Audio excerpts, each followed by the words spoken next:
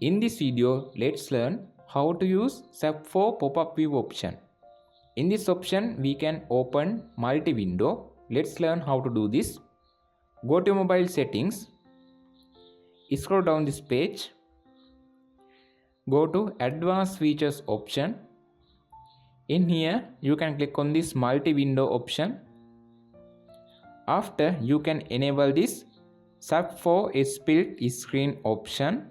Now I enable it and you can click on this option. You can see a preview how it use. You want to swap your screen bottom area using 2 fingers like this. Now I swap it. After, in this method you can open multi-window option. Now I can select another application in here. In this method you can use multi-window option.